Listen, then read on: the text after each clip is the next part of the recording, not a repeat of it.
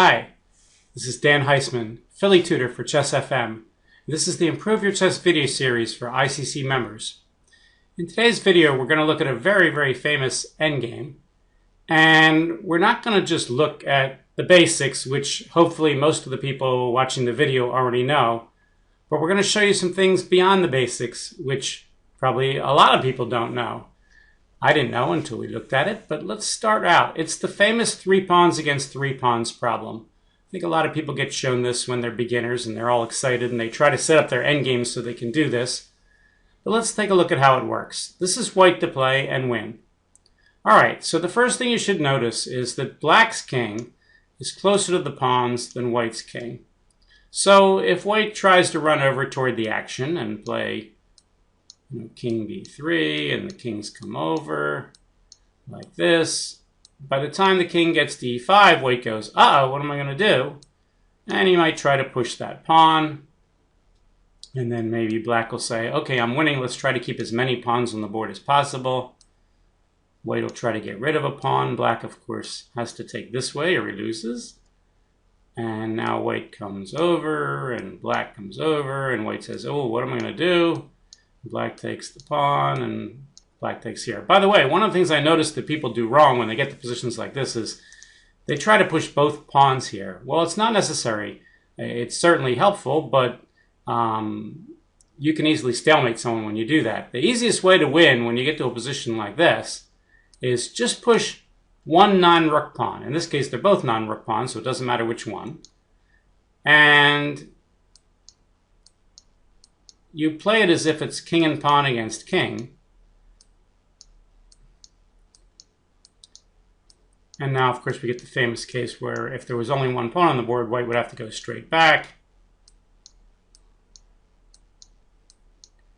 And now the point is, with an extra pawn on the board, and in fact this could be anything, it could be a bishop or a knight or something, you just push it one square to get the tempo. That's all you want is the tempo. And black has to move out and you go there, and there's no danger of any stalemates or anything like that. Alright, so therefore white to play running over toward the pawns this way just doesn't make any sense. It just allows black to win the game. So what can white do? Well, again, if white tries to push one of the corner pawns, black, being closer to the pawns, will try to keep the pawns on the board and could play something like this. But he could also just as well take, and white can't push because black will take this way and end up with 2 extra pawns. So white would have to take, and now black can come over and get the pawns again and win. So pushing the rook pawns, or pushing the outside pawn, in this case the f pawn, doesn't work. Okay, so what can white do? Well, white can play g6. Alright, and here white's threatening to take both the h pawn and the f pawn, so black has to take. Alright, and no matter which way he takes, white's going to have a nice little trick, which I'm sure most of you already know, which is, let's say he takes with the f pawn. White then pushes the pawn to h6, threatening to get the pawn on g7. Black has to take, and white pushes here. And now it's a race that white will easily win. For instance, h4, f7, h4, get a queen, h3, and now everything wins. Queen here looks like a nice move. And the pawns are goners, and it doesn't matter. You could keep the pawns together. It doesn't. If black pushes the pawns so that they stay together,